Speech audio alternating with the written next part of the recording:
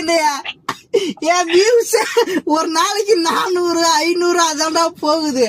ஐயா சரி நீ வேணாம், நீ ஏதோ ஒரு சப்ஸ்கிரைபர் வச்சிருக்கடா, நல்லா ஃபேமஸ் ஆயிட்ட சரியா? நீ என்ன பண்ண போற அதை சொல்லு. நான் என்ன பண்ண போறேன், முதல்ல வந்து நான் அப்படி மேல ஏறி நிப்பேன், எல்லாத்தையும் என்னால சமாளிக்க முடியும் அப்படின்னு. மாடிப்படி மேலையா?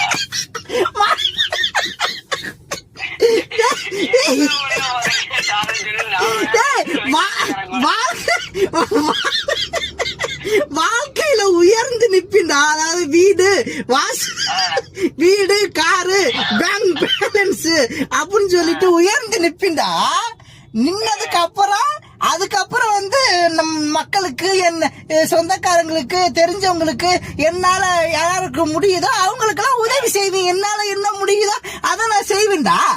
ஆனா எனக்கு நான் உன்னை சப்ஸ்கிரைபர் வந்து நான் பண்ணி இருக்கணும் அப்படின்னா நீ ஒரே ஒரு வேலை மட்டும் நீ ஃபர்ஸ்ட் பண்ணணும். என்னன்னா நல்லா படிக்கிற ஸ்டூடெண்டா இருந்தாலும் சரி, படிக்காத ஸ்டூடெண்டா இருந்தாலும் சரி, அவங்களுக்கு வந்து நல்ல வந்து நீ வந்து ஏற்படுத்தி கொடுக்கணும். அந்த அளவுக்கு நீ ஃபேமஸ் ஆகணும்டா. அந்த அளவுக்கு ஃபேமஸ் ஆகணும்னா அவளுக்கு நான் ஃபர்ஸ்ட் வந்து பணப்பழத்துல வந்து ஏறணும்டா. இன்னைக்கு உள்ள நிலம் இப்ப பாரு, நிறைய பிள்ளைங்க வந்து படிக்க முடியாம, நல்லா படிச்சு மேல் படிப்பு படிக்க முடியாம, கையில காசு இல்லாம எத்தனையோ பேர் வந்து ரொம்ப பாவமா இருக்குடா பாக்குறதுக்கு. அதுக்கு அந்த மாதிரி பிள்ளைங்களுக்கு எல்லாம் வந்து நீ வந்து நல்லா பண்ண. ஆனா அந்த புட்டிக்கு எல்லாம் ஆரம்பிச்சிடக்கூடாது சரியா? தொண்டு பண்ணணும்டா மக்களுக்கு வந்து தொண்டு நிறுவனம் மாதிரி ஏதாவது ஒண்ணு ஆரம்பிச்சு அந்த மாதிரி ஏதாவது ஒண்ணு பண்ணணும்டா. நீங்க என்ன நினைச்சு வருது, என் மகளையே படிக்க வைக்கிறதுக்கு முடியாம தான் நானே போய் ஹாஸ்டல்ல சேர்க்கிறேன்.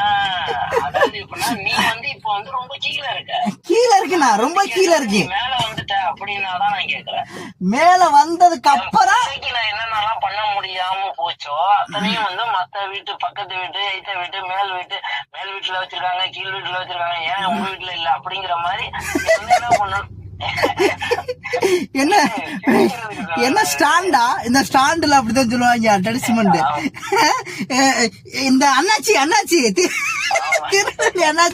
அவர் தான் ஃபர்ஸ்ட் அட்வர்டைஸ்மெண்ட். எல்லாத்துக்கும் புரியுற மாதிரி சொல்லியிருக்காரு, அதனால நானும் உனக்கு புரியுற மாதிரி சொல்றேன்.